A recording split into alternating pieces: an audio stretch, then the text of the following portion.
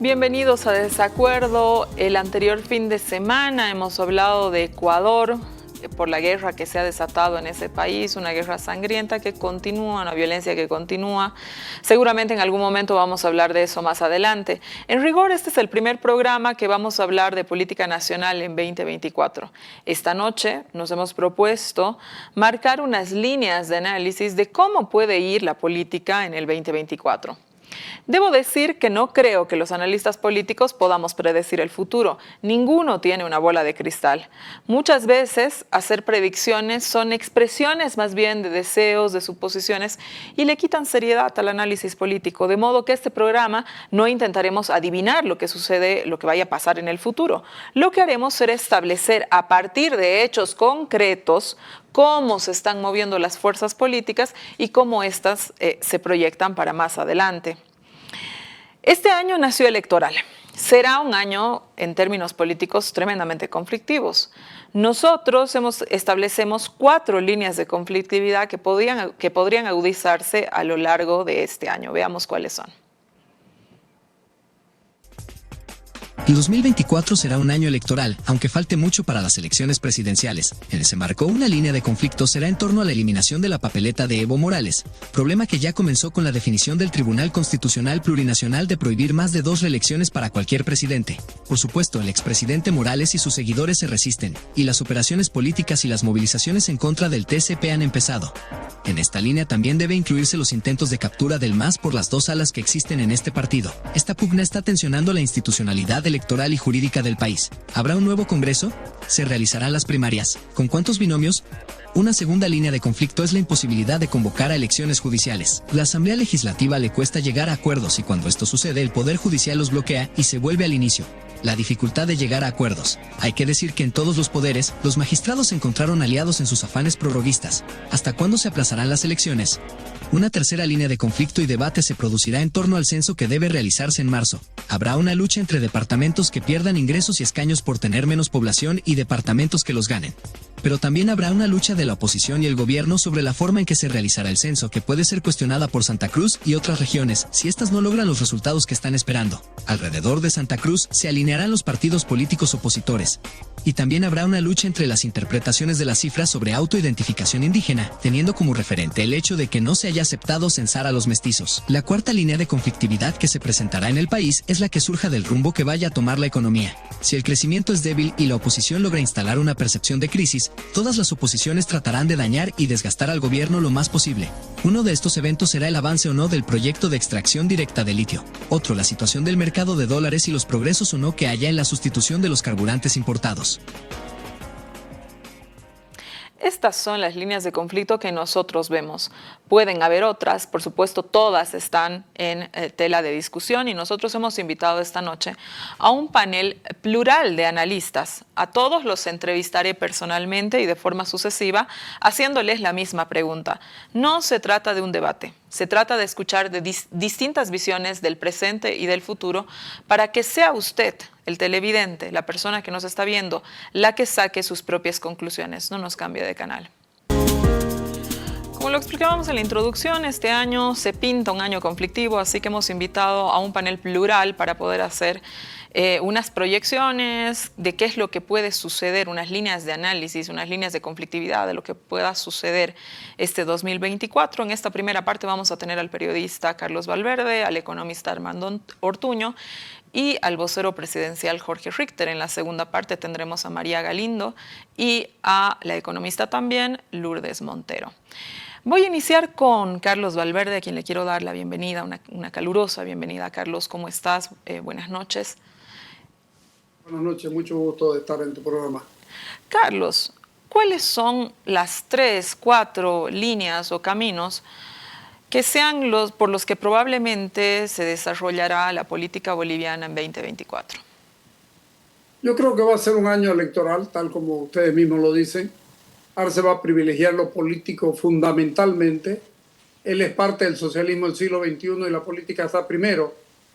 Basta ver lo que ha ocurrido en Sudamérica, la elección argentina, cayéndose el país, y ahí estaba Massa hablando de otras cosas que no sean economía.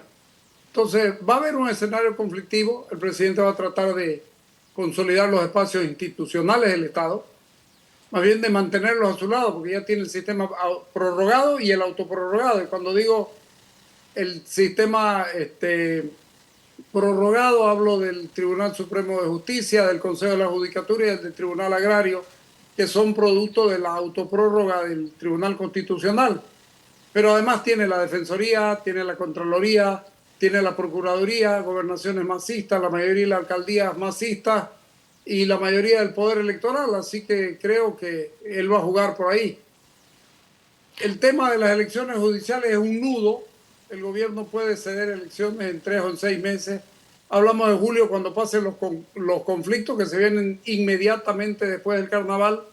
Van a tener una pausa en Semana Santa y van a seguir hasta mayo, abril, mayo, con seguridad. Yo escucho decir que Arce tiene problemas en el Parlamento. Sí, pero tiene el sistema judicial para controlarlo, ¿no? Para contrarrestarlo. Ya lo vimos con la prórroga, con la anulación de las interpelaciones a ministros. Es decir, hay un poder fáctico y con eso va a garantizar las elecciones internas de su partido. Le puede ganar a Evo Morales, pero puede no tener la fuerza que Morales tenía en las elecciones. De manera que si Morales cree que lo van a apoyar los contendientes, no lo van a apoyar porque es más fácil ganarle a Arce que ganarle a Morales. Lo del 2020 fue un espejismo político que no se repite fácil. En ese tiempo estaba el apoyo de Evo Morales, que no es el de ahora.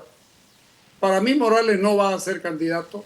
La presentación del fallo, por más torpemente elaborado, que además es de difícil entendimiento, va a ser suficiente para anular a Morales. Que va a intentar todo, pero la calle sabe que no puede ser candidato y, como te digo, en el Parlamento hay una mirada clara de opositores.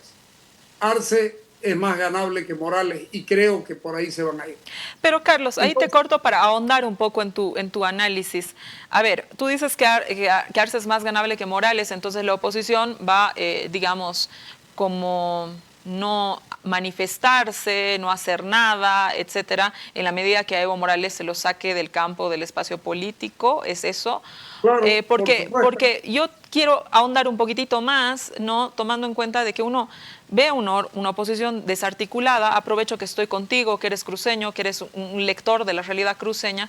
Vemos que el bastión de la oposición, de alguna forma, digamos, se encolumnaba detrás del Comité Cívico Cruceño, y hoy día, no por mérito, digamos, de los adversarios, vemos un Comité Cívico tremendamente adelgazado en fuerza, con unos conflictos internos muy complejos en Santa Cruz, que por eso me interesa cómo lo ves tú, porque nosotros, digamos que si uno lo ve por fuera, diría que es muy complicado que un comité cívico hoy día encolumne algo, encolumne esa fuerza que algún momento logró desde Santa Cruz. ¿Qué dices tú? No, yo también lo veo así, pero hay que entenderlo, ese fenómeno, como un hecho del camachismo, ¿no? Camacho terminó rompiendo absolutamente toda la institucionalidad cruceña, no la empresarial, pero sí la relacionada a lo político, porque él quería el poder absoluto para él. El poder de Camacho llegó a ser más que el poder del Comité Pro Santa Cruz, hay que reconocerlo, y estamos en la situación en la que estamos precisamente porque el camachismo, que por más que se haya caído, todavía sigue siendo un factor importante en Santa Cruz. No creo que tenga el liderazgo que tenía antes. La gobernación tiene una muy mala gestión, deja mucho que desear. Las reivindicaciones locales están mal enfocadas, no hay liderazgo interno. Como te digo, el nombre que más suena es el de Camacho, pero no es lo que era. Pero de todas maneras, no va a ser... Santa Cruz no tiene liderazgos políticos en este momento. En algún momento lo tuvo en Rubén Costas, y el Comité Pro Santa Cruz. Llegó Camacho y fíjate vos que a partir de la llegada de Camacho y la salida de Camacho, las cosas de la salida de Camacho de Santa Cruz, el secuestro al que se le ha impuesto hasta el día de hoy, han hecho que baje la potencia del Comité Pro Santa Cruz. Están peleando con ellos, tratando de hacer algo, no sé cuánto van a lograr, pero es evidente lo que estás diciendo. Entonces, en la fuerza electoral habrá que ver después. La fuerza electoral, salvo que pase algo muy raro, seguramente seguirá siendo del principal líder opositor que haya en ese momento como candidatura. Eso puede ir cambiando. Aquí lo que hay es un rechazo al movimiento al socialismo y no le van a dar la victoria en Santa Cruz. Más allá de que, fíjate, Evo Morales y ahora Arce terminaron armando esta guerrilla intercultural que es la que invade los campos, son los que están haciendo absolutamente todo lo que quieren en la toma de tierra. Eso les puede dar parlamentarios en elecciones y les puede dar un copamiento de ciertos sectores de la Chiquitania, por ejemplo. Ellos ya tienen mayoría en la asamblea y más alcaldes que la oposición o que los otros partidos. Así que Camacho, por pensar en él, olvidó la provincia y la provincia la ganó el movimiento al socialismo en su gran mayoría. Así que ese es un problema para Santa Cruz que tiene que saber resolverlo en poco tiempo. Una idea para finalizar, Carlos. ¿Perdón? Una idea, una suerte de conclusión para que finalicemos, Carlos. Yo creo que va a ser muy político, muy desordenado. La economía la van a sostener con préstamos. Entonces van a ser farsantes con billeteras ajenas, porque la billetera cuando se la llena uno el banco no es de una, porque uno la tiene que pagar. Recién la plata es tuya cuando la pagaste. Entonces creo que va a estar por ahí el asunto y hay que ver también lo que pase con las elecciones judiciales y con las internas. Creo que la interna la ganaría Arce también el movimiento al socialismo, porque hoy solamente se puede hablar de la posibilidad de lo que pueda pasar dentro del movimiento al socialismo. Es muy temprano para pensar en lo del frente. Yo los veo buscando mi ley por ahí y los veo así y me pregunto, ¿sustituir a Mesa es fácil? 37, y esto lo anoté, 37% de los votos en el 2019, 28, casi 29 el 2020, con lo que le quitó Camacho, que volvería a los 37. Y yo me pregunto, ¿con eso le vas a decir ya no? ¿No sería mejor decirle cambiarlo a tu vicepresidente, que será muy bueno, pero no es voto? Yo creo que por ahí tendría que ir la cosa, ir pensándolo por ahí. Pero uno solamente cambia candidato con la fuerza que ha demostrado Mesa por conveniencia de la gente, efectivamente, pero uno no lo cambia fácil. Es un error andar pensando en cambiarlo tan fácilmente si no tenés nada estructurado al otro lado. Te agradezco mucho, Carlos, este espacio, esta entrevista. Buenas noches. Ok, buenas noches. Jorge, bienvenido a Desacuerdo. La misma pregunta, ya te lo advertíamos en la invitación. ¿Cuáles son las 3, 4 líneas o caminos por los que más probablemente se desarrollará la política boliviana en 2024? ¿Cómo estás, Susana? Buenas noches para todo el país. También quiero saludar, aunque no crucemos palabra, con los invitados que tienes y que compartimos este panel, a Lourdes con afecto, a María Galindo, a Armando y al señor Valverde. Yo entiendo que el 2024, que es la antesala de la lucha política para el 2025, va a tener básicamente 5 elementos, 5 factores fundamentales. El primero de ellos, no todos tienen la misma importancia, algunos son sensibles, otros son condicionantes de la coyuntura. El primero de ellos estará en torno a la situación económica. Allá los actores políticos, sobre todo quienes están interesados en sustituir al presidente Luis Arce Catacora, pues intentarán construir una crisis económica que esté condicionada sobre las principales variables que tengamos en el país, vale decir crecimiento económico, desempleo, inflación, acceso a los dólares, reservas internacionales, exportaciones también. El segundo factor ya es un factor de orden político, y ese factor de orden político tiene que ver con la interna del movimiento al socialismo. En esa interna distinguimos el factor Evo Morales y el factor Arce, como elementos básicamente centrales e importantes.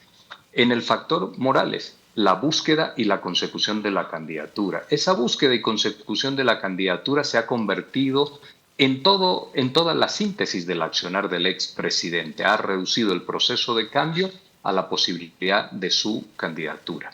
El factor Arce tiene una característica distinta. Nuevos movimientos sociales que se han sentido marginados por el expresidente y que en torno a su figura, en caso de consolidarse, seguramente van a apuntalar como proceso natural también un acompañamiento, un pedido de su candidatura. Y hay un elemento también central en la crisis política interna del movimiento al socialismo.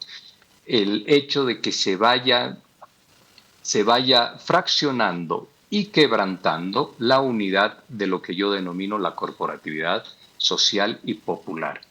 Existe un tercer factor que es de carácter institucional y este tiene que ver con el Tribunal Constitucional, con el Tribunal Supremo Electoral y con la Asamblea Legislativa. En cada una de las intervenciones que tengamos este año que generen conflicto y tensión, estará la decisión del Tribunal Constitucional y seguramente la del Tribunal Electoral también.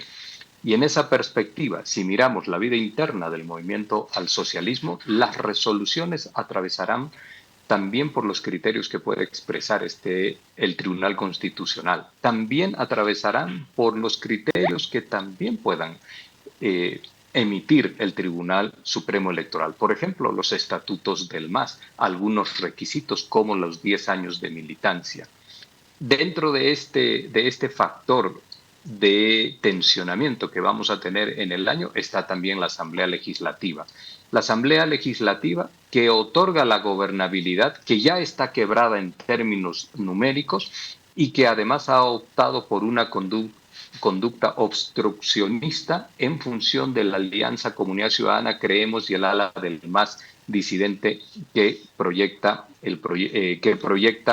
la tarea del expresidente. Esta alianza opositora legislativa tiene unos objetivos iguales: generar un estado de crisis generalizado en el país para posicionarse en lo que significa el año 2025. Es un factor sensible sin lugar a dudas. Existe un cuarto elemento rápidamente que está dado por la recomposición del poder cruceño, que ya no es un factor sensible en el país, que ha perdido su incidencia nacional, que no tiene capacidad hoy demostrada de movilización territorial, pero que sin lugar a dudas sigue siendo una región importante. Allá hay liderazgos que son decadentes, como el del gobernador Luis Fernando Camacho, y que quiere ser sustituido por empresarios jóvenes, por una determinación que pueda tomar, y conoceremos seguramente a lo largo del año de parte del Comité Cívico, el señor Larach, y lo que pueda hacer finalmente el señor Cuéllar. Y el último de los factores, que también es importante, es el factor de ausencia de consensos. En el país no se tienen liderazgos, ni referencias, ni hombres de acción política que trabajen en función de la generación de consensos. Cuando eso está ausente, pues entonces lo que tienes es un conflicto y ausencia de políticas de Estado y de políticas nacionales. No existiendo vocación de consenso, lo que vas a tener en el país es tensionamiento y conflicto. Gracias, Jorge. Gracias por haber estado con nosotros. Te quiero hacer una contrapregunta en tu tercer factor y que me puedas dar una conclusión rapidito, porque ya nos toca ir con Armando Ortuño. Que el hecho, me interesa la tercera línea de análisis que planteas, que es el tema institucional.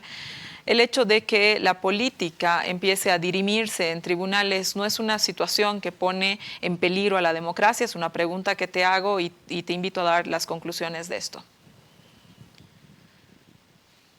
Por supuesto que esto se conoce desde hace mucho tiempo como el gobierno de los jueces, cuando las instituciones van tomando una preponderancia en las decisiones por encima del poder político, de la decisión política. Hoy en día con mayor intensidad y desde hace mucho tiempo, las decisiones están encadenadas a lo que hagan estas instituciones: Tribunal Constitucional, Tribunal Supremo Electoral. Este va a ser un factor de tensionamiento este año de las relaciones políticas en el país, fundamentalmente en lo que hace a la estructura del movimiento al socialismo. Por supuesto que en la Agenda 2025, cuando ya se discute el Estado que se quiere, hay que mirar con preocupación qué se puede hacer para que el poder de los jueces, el gobierno de los jueces, no incida directamente sobre nuestra democracia. Esto es absolutamente importante y es uno de los elementos más sensibles que tenemos, que vamos a tener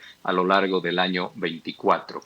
El factor institucional, que son tres, Susana: el Tribunal Constitucional, el Tribunal Supremo Electoral y, por supuesto, también la Asamblea Legislativa. Te quiero agradecer, Jorge, por haber estado esta noche con nosotros. Buenas noches. Muchas gracias, Susana. Buenas noches y un saludo cordial a todo el país. Continuamos en este programa. Es el turno del economista Armando Ortuño. Buenas noches, Susana. Un gusto tenerte, estar aquí en el programa este nuevo año. Armando, directo a la pregunta, ¿cuáles son las 3, 4 líneas o caminos por los que probablemente se desarrollará la política boliviana este año? Es pesimista, Susana. Si yo te podría calificar con 3 palabras lo que veo que puede pasar este año 2024, yo utilizaría las palabras descomposición, desorden y, por tanto, incertidumbre. Me parece que vamos a estar lejos este año 2024 de algún tipo de estabilización política. Es una lástima, pero que me parece que va a ser así. Incluso me da la impresión que estamos avanzando en estas semanas y en los próximos meses a la fase más grotesca y más absurda de los conflictos políticos que el país que se han desatado el año pasado. Y mira, soy pesimista y digo esto también por razones más bien de evaluación del conflicto en el que estamos, ¿no? Por una parte me da la impresión que estamos ante actores políticos que son los protagonistas de estos conflictos, que no están terminando de leer bien el contexto, que no están terminando de leer bien las capacidades de sus adversarios y por tanto cometen también muchos errores. Las estrategias que se plantean para lograr sus objetivos son desordenadas, son improvisadas a veces en muchos casos y contraproducentes. Entonces, todo eso te genera un ambiente de mucha confusión en el país. Y ese no es un buen dato ni para la economía, ni para el sentimiento de las personas frente a la política. Y es evidente este desorden, esta confusión que cuando tú ves, por ejemplo, algunos de los principales actores, sorprende cómo están atrapados en visiones que no les resuelven el problema. Por ejemplo, Evo Morales, que se le hace difícil entender que es ya casi muy inviable su candidatura con todo lo que está pasando, y pareciera no tener un plan B o cualquier otro plan. El oficialismo y el gobierno que cree que manipulando y controlando al Poder Judicial puede ganar la batalla en el MAS, y entendiendo que ganar la sigla le va a dar todo el electorado y la fuerza que tiene este partido y este movimiento, lo cual es falso. No es suficiente hacer manipulaciones para poder hacerse de una fuerza de ese tamaño, o las oposiciones que siguen ancladas en la nostalgia, en el pasado, sin pensar en lo que ha pasado en estos 15 años. Entonces, vemos que son actores un poco perdidos, un poco desorientados en medio de sus ambiciones y egoísmos. Y yo creo que es algo que dificulta la solución de los problemas.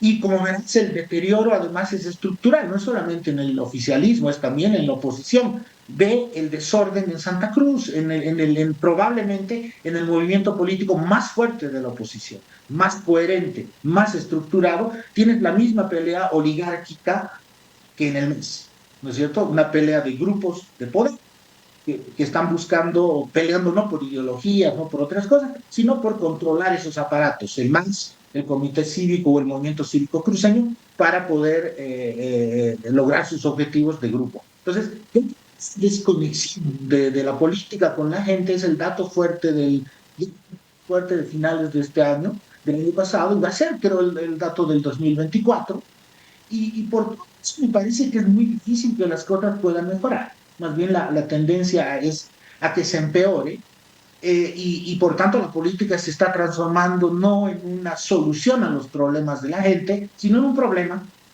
Ahora, tú me dirás, todo esto implica que el 2024 va a ser un año de grandes conflictos y movimientos en las calles. No, porque justamente este conflicto, al contrario de otros momentos de conflictividad histórica en Bolivia o de crisis de la política, como el 2000, no es producto de grandes demandas sociales ni de la emergencia de nuevas visiones del Estado o de los problemas del país. No, este conflicto es producto de peleas oligárquicas, de peleas de grupos.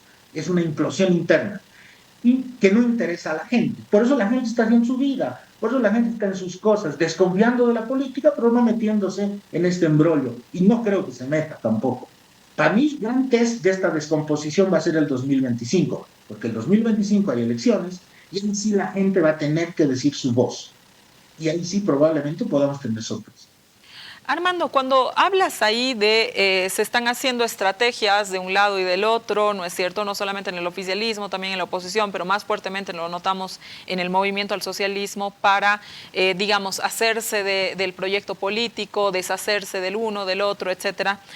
Tú dices, esto no necesariamente se va a traducir en un voto. ¿A qué te refieres claramente con esto, Armando? Peleas internas del MAS, es decir, hay una visión un poco simplista y lineal de decir, yo me voy a hacer de la sigla del MAS, yo voy a ser el nuevo jefe, yo me hago nombrar el todopoderoso de los movimientos sociales o del partido, y eso implica que inmediatamente el 55-60% de electores del MAS históricos van a votar por mí y me van a apoyar, ¿no? Y eso es falso. Es decir, en este momento, Susana, en medio del conflicto interno del MAS, la mayor incógnita para mí es qué está opinando el militante de base del MAS y el elector del MAS. No sabemos absolutamente nada de eso. Las pocas encuestas que hay al respecto indican que ese es un mundo que está en una situación más bien de hastío y de cansancio. Sigue leal en cierto sentido a las grandes ideas del MAS, pero no está involucrado, no se decanta por ninguno de los dos. Por lo tanto, hay una gran incógnita. La pregunta es cómo de aquí a 18 meses ese elector va a reaccionar frente a una dirigencia política que está mostrando la telenovela grotesca que estamos viendo todos los días, ¿no? Tu conclusión, Armando. Mi conclusión es que lamentablemente estamos entrando en un momento en el que la política no está cumpliendo algunas de sus funciones básicas, y en términos de la lucha por el poder, que para eso se están esforzando mucho, sino en tratar de generar un mínimo de orden y un mínimo de estabilidad para dar certidumbre a la gente en cuestiones clave de su vida cotidiana. Es decir, podría ser anecdótico si no fuera porque la paralización del Congreso dificulta la gestión económica. Las ideas aumentan la desconfianza y la incertidumbre en la gente y reducen las expectativas económicas. Es decir, ¿cómo se puede esperar que los ciudadanos invirtamos, vivamos tranquilos, estemos contentos con nuestro liderazgo y contentos con nuestra democracia con este tipo de desorden? Ese es el problema, Susana. Entonces, la política puede seguir en su cosa. A mí lo que me preocupa es que a medida que entra en su implosión interna, pierde capacidad de gobernarnos y pierde y además nos obliga a los ciudadanos a alejarnos de la política, lo cual es un peligro.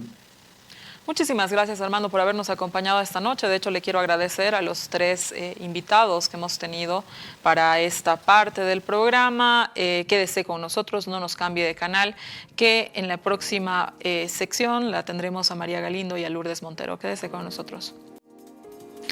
Este programa, a través de un panel plural, hemos decidido dedicarlo a conocer, a proyectar cuáles son los caminos, las líneas por las que probablemente se desarrollará la política boliviana. Es el turno de María Galindo y la voy a saludar y le voy a hacer la misma pregunta que le he hecho a los otros invitados. María querida, bienvenida. ¿Desacuerdo? ¿Cuáles son 3, 4 líneas o caminos por los que probablemente se desarrollará la política boliviana en 2024? Muchísimas gracias por la invitación, Susana, a saludar a tu público. Mira, yo he intentado, nos viene un año muy picante, Así que he intentado ponerle dos títulos al 2024 que creo que funcionan de forma paralela. Por un lado, creo que efectivamente estamos frente a una electoralización prematura y por eso creo que este año podría llamarse el año de la búsqueda del hombre, que siguiendo la tradición caudillista no parece interesar el proyecto, sino simplemente la figura. Y que además de esa búsqueda responde obviamente al vacío del post-evismo, ¿no? O sea, a la debacle, digamos, del evismo. Y el segundo nombre que he intentado ponerle a este 2024 es el año de la indignación social, que la voy a ir explicando un poquito más adelante. Ahora voy a ir, digamos, en base al pequeño esquema que nos has mandado sobre la electoralización y la disputa por la sigla. El problema de la sigla no es solo el problema del movimiento al socialismo. Creo que el 2024 ya estamos decantando, digamos, que la estructura partido político no existe y que los partidos políticos son meras siglas de tráfico de representación política. Y este tráfico de representación política se va a dar a lo largo y ancho de todo el país y a lo largo de ancho de una serie de eventos bastante ridículos, cómicos, como ver a Manfred Reyes Villa comiendo en un mercado, como ver, no sé, al rector de la Gabriel René Moreno comprándose un poncho en la Sagárnaga, que son pequeños matices, pero que nos hablan de un tráfico de representación política y sobre todo de legitimidad política que se va a tratar de resolver muy superficialmente. Luego nos habías planteado el tema de las elecciones judiciales. Sin duda son un problema, pero la población sabe que si hay elecciones judiciales son tardías y si no las hay o las hay, la situación de los juzgados de familia o de los juzgados de violencia contra las mujeres o la situación de retardación de justicia o de corrupción en la justicia no se resuelven con elecciones judiciales. Por lo tanto, alrededor de la justicia, lo que se está estructurando en Bolivia es una subjetividad política muy interesante, que es una subjetividad que yo le llamo de la indignación. Es una subjetividad transversal que atraviesa regiones, atraviesa generaciones y atraviesa también temáticas, porque es una subjetividad de indignación frente al cinismo, la burocracia, la corrupción y un gran, largo, etcétera. Luego nos has señalado el tema del censo como un núcleo, digamos, de conflictividad social. Yo personalmente creo que el censo, en términos operativos, ya no va a tener problemas, porque hoy en Santa Cruz el censo representa más que nada el gran fracaso y la gran derrota de Camacho, especialmente.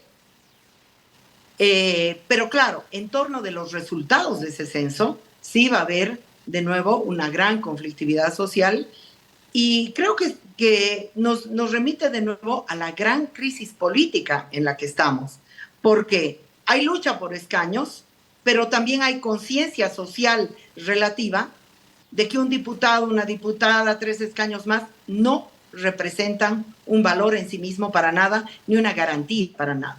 La lucha mayor del censo va a ser el problema del presupuesto de las regiones y la subjetividad regional que tú planteabas que se va a generar en torno a Santa Cruz, la subjetividad regional más la suma, digamos, de lo que llamaríamos oposición, que yo no estaría tan de acuerdo, digamos, en eso, ¿no? Porque ahorita hay muchos filos de oposición.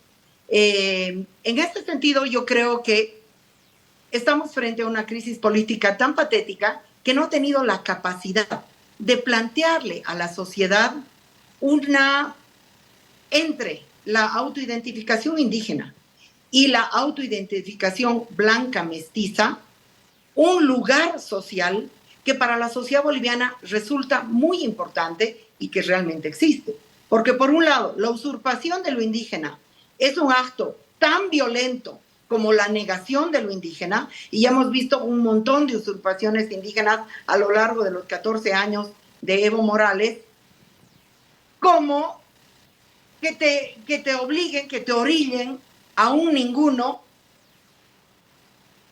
es un absurdo. Creo que debería el Estado ahí haber sido capaz de generar una categoría plurimulti donde encontraríamos una gran masa muy compleja, social, pero también muy interesante, porque es una gran masa que no pertenece ni se autoidentifica como indígena, pero tampoco pertenece ni se autoidentifica como blanca mestiza.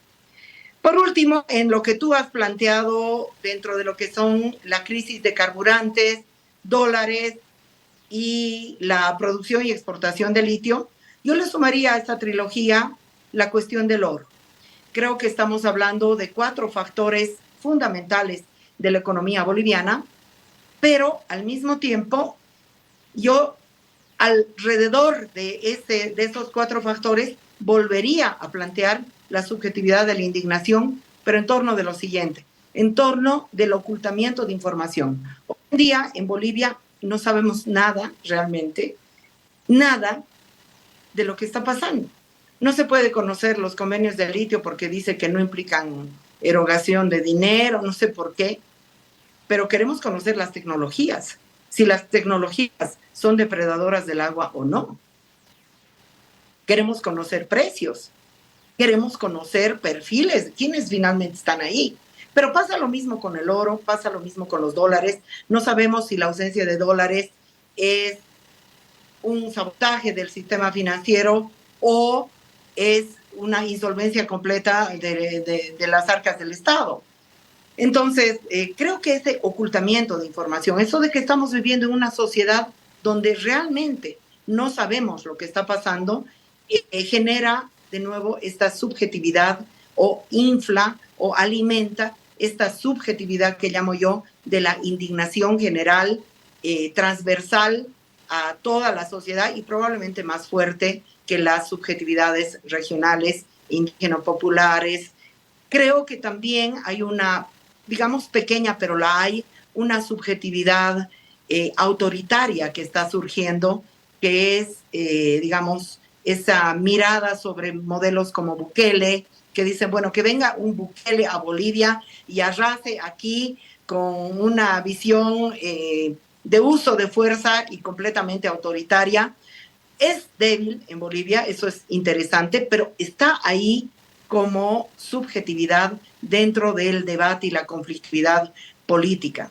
María. Y yo quisiera, bueno, yo no me sumo, digamos, a los analistas políticos sólidos, de hecho no suelo estar invitada dentro de esa categoría.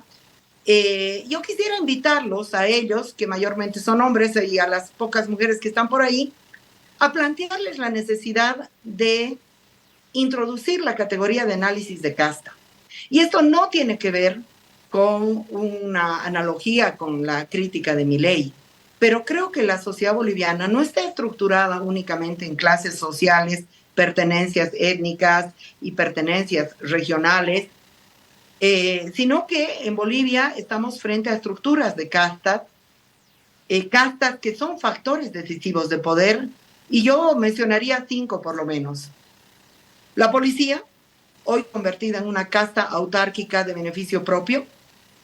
Las Fuerzas Armadas, convertidas también, o ya desde la tradición barcerista, siendo una casta autárquica de beneficio propio, pero que son un factor de poder político importante.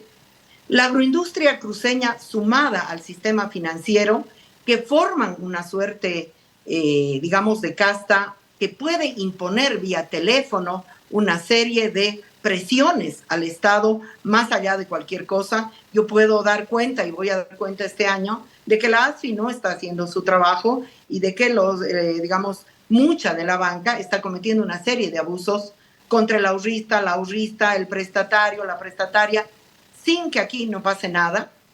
Y le sumaría como casta el narcotráfico, que es muy peligroso. Es peligroso lo que está pasando en Ecuador. No sé si eso puede trasladarse, contaminar, llegar a constituirse en un factor mucho más peligroso en la sociedad boliviana. Y la casta minera, es decir, que no son solo los cooperativistas mineros, sino que detrás y delante y a los lados de los cooperativistas mineros hay un fenómeno complejo que igualmente no podemos conocer. María. Y por último, un elemento importante de la conflictividad social es la crisis total de los medios de comunicación. Tenemos un sistema de medios de comunicación con una pauta publicitaria muy fuerte, pero sin público. Sin público.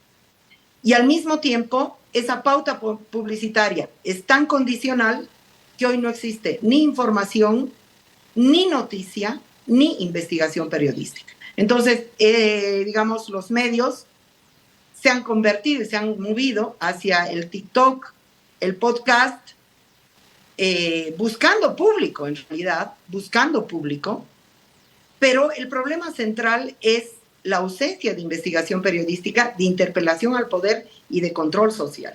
O sea, en Bolivia hoy ya no hay control social, o hay un control social escasísimo, precario, difícil de llevar adelante, y por lo tanto las mal llamadas redes sociales, que son redes empresariales transnacionales que administran relaciones sociales, van a tener una influencia creciente, que ya la tienen, una influencia creciente en la opinión pública a través de un instrumento como es el TikTok, que es un instrumento corto, lúdico y que generalmente es banal, es banalizante de la información. Entonces, y no hay información.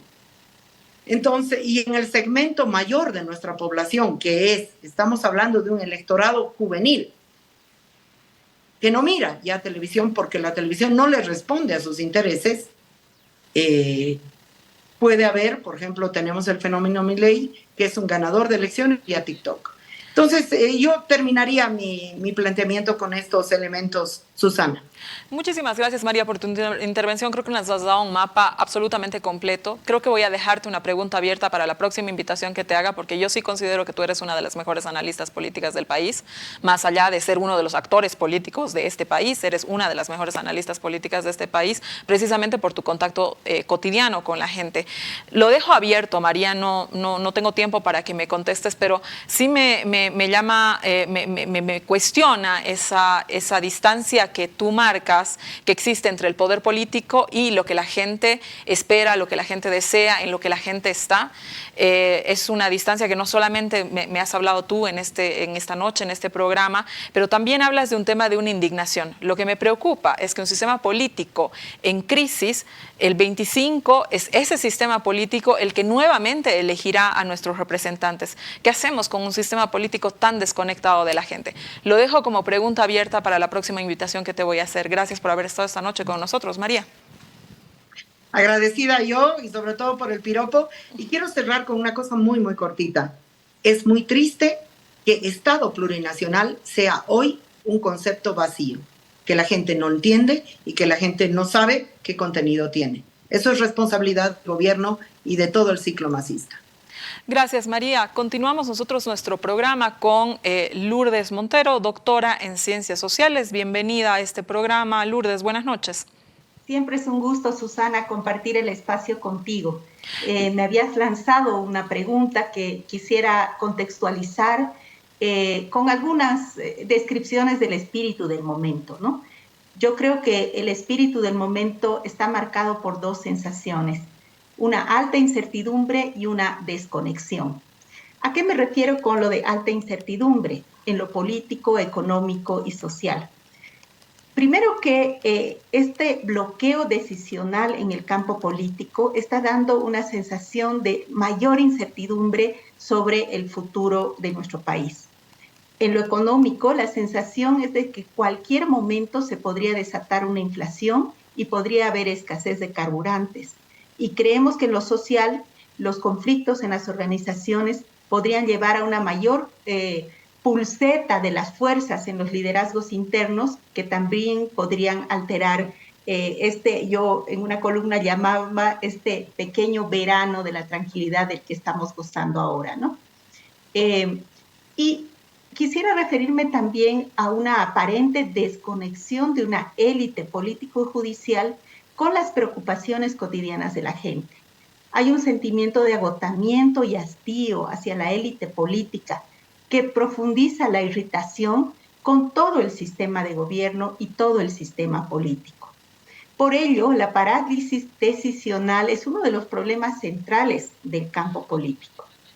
¿Y a qué me refiero cuando hablo de parálisis decisional?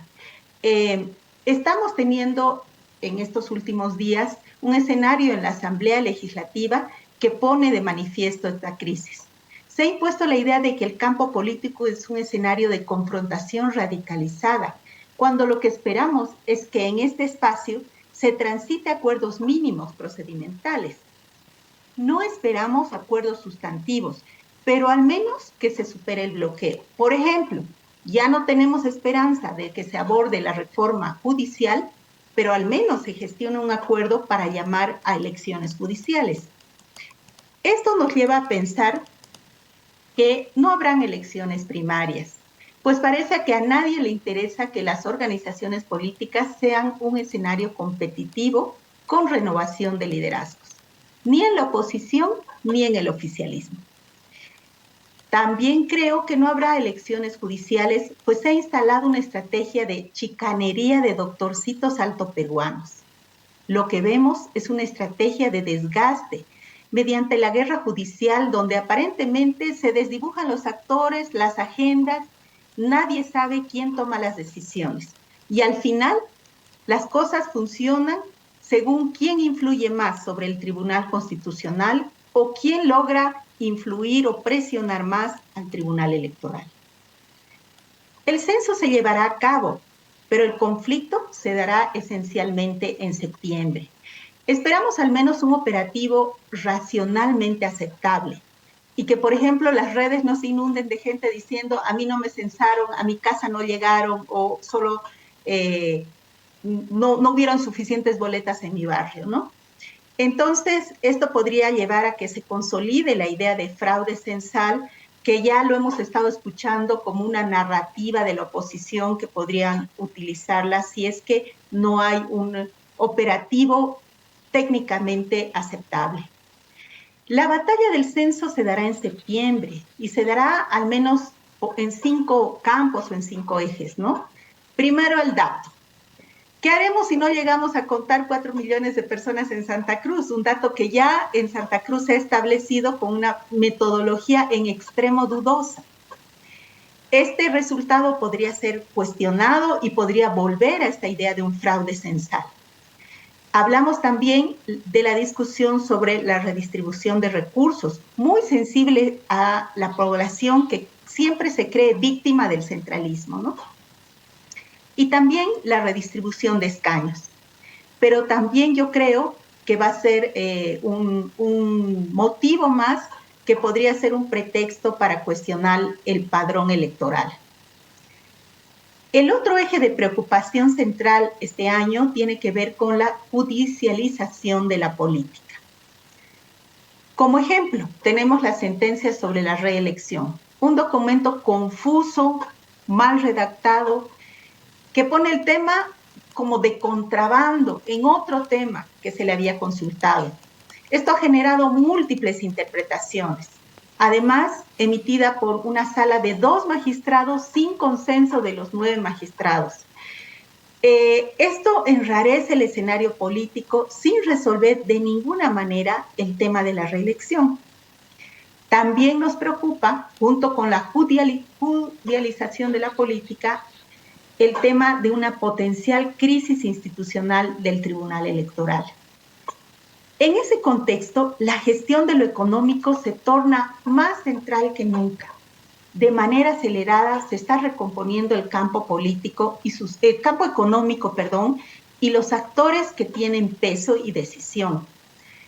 El Estado está perdiendo cada vez más protagonismo en ese campo y tal vez los cooperativistas mineros, los olleros de Santa Cruz y otras fuerzas económicas están acelerando esa recomposición. Las personas cotidianamente solo esperan que no haya inflación de precios, se pague a tiempo los hidrocarburos para que no haya escasez y mantengan sus ingresos con el trabajo. Esta agenda mínima hace que haya poca conflictividad social. Un momento de escasez y subida de precios podría desatar una crisis de gobernabilidad. Por ello, digo que la centralidad actual también está en una buena gestión económica. Gracias, Lourdes, por tu participación. Si quieres darnos una conclusión chiquita. Volviendo al inicio, diría que el sistema político tiene que ocuparse de dar mayor certidumbre a las personas, y esto pasa por justamente pactos mínimos que nos hagan sentir que los políticos están haciendo su trabajo. Y segundo, que realmente se tomen en serio esta desconexión de una élite político-judicial con las preocupaciones cotidianas de la gente. Creo que esa es la sensibilidad que esperamos de nuestro sistema político. Muchísimas gracias, Lourdes, por haber estado esta noche con nosotros. Como siempre, súper interesante tu participación. Usted quédese con nosotros, que venimos ya a las conclusiones de nuestro programa. Al inicio de nuestro programa habíamos planteado 4 líneas de conflicto. Usted lo ha visto para este año. Creo que existe una coincidencia con nuestros 5 analistas. Habíamos querido invitar a un panel diverso en posiciones políticas, un panel que nos pueda dar un panorama completo, ¿no?, por su diversidad, de cómo se pinta, digamos, el año 2024. Yo creo que entre toda esta variedad, esta diversidad de pensamiento, existen varias coincidencias. El factor de la desinstitucionalización es un factor que va a tener un efecto en la política. La división del MAS definitivamente está afectando a la política, y además se ve un MAS incluso reconocido por aquellos que de pronto están cerca del movimiento al socialismo, que el partido, por estar en esta pelea, concentrado en esta pelea de élites, como le llaman unos, de la casta, como le llama María Galindo, etcétera, se ha desconectado del votante, ¿no? Existe una falta de claridad también en el bloque opositor. ¿Qué es lo que quiere la oposición? ¿Qué tiene que decir la oposición sobre esta crisis político-partidaria que en este momento existe? Parece que nada. La debilidad de las instituciones, no solamente las instituciones a nivel nacional, que eso evidentemente ya lo he dicho, se refleja en la desinstitucionalización, sino también la debilidad de las instituciones cruceñas, de pronto la debilidad de la institucionalidad cívica cruceña, que lograba detrás suyo encolumnar al bloque opositor. Eso parece que ya no existe más. Gobierno de jueces, lo decía Jorge Richter, es una preocupación, judicialización de la política. Judicializar la política, creer que la política se va a resolver en tribunales, es un descuido completo del campo político.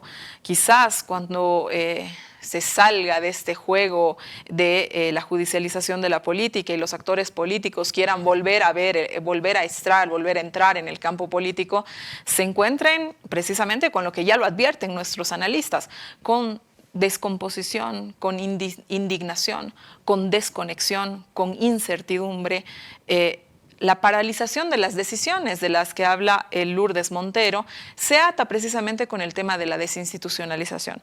De pronto nosotros, aunque no tengamos una asamblea legislativa ni la más prestigiosa, etcétera, los bolivianos definitivamente quieren una asamblea legislativa que haga leyes. Los bolivianos quieren un poder judicial no que esté bloqueando la asamblea legislativa, sino que pueda resolver, como lo señalaba María Galindo, el cotidiano de la justicia de la gente, y no los queremos ver tan involucrados en la vida política de nuestro país, porque esa no es su función. Evidentemente eso contribuye no solamente a la desconfianza, sino también a la desinstitucionalización. Se han abierto varias preguntas que hemos hecho al inicio de nuestro bloque. ¿Habrán elecciones primarias? ¿Habrán elecciones judiciales? ¿Qué es lo que pasará? ¿Corresponde que hayan elecciones judiciales? ¿Corresponde que hayan elecciones primarias? Porque la gente, la mayoría, el grueso de la población, no está interesado en ninguno de estos procesos electorales democráticos. Y quizás sea precisamente la respuesta a eso que señalan nuestros analistas, que es una desconexión total, es una desconfianza total del sistema político partidario. Lo mejor es tener instituciones políticas, partidos políticos democráticos, lo más democráticos posible, lo más participativos posible. Al no ser estos así, por supuesto que la gente, el público, el militante, se va desinteresando de lo que sucede allá arriba, allá en lo que están pensando estas élites. Bien, mañana se cumplen 15 años de nuestro Estado plurinacional. Hay que hacer muchas preguntas alrededor del Estado plurinacional. En lo personal, pienso que avanzar a un Estado plurinacional ha sido uno de los más grandes logros que ha tenido el movimiento al socialismo. Habrá que ver de qué está contenido ese Estado plurinacional. Lo ha dicho también nuestra invitada María Galindo. Probablemente eso sea un análisis que hagamos la siguiente semana. Decir también que lamentamos mucho, porque es oportuno hacerlo, la muerte de una de las escritoras bolivianas más importantes, la señora Gaby Vallejo, cochabambina, que ha muerto con 82 años. También lamentar la muerte de la senadora colombiana Piedad Córdoba, quien ha tenido una tarea militante por la pacificación de su país. Cierro este interesantísimo programa, que realmente es el primero en el que hablamos de política nacional. Quédese en la programación de RTP y quédese en la programación de Canal Red, que mañana disfrute su feriado. Buenas noches.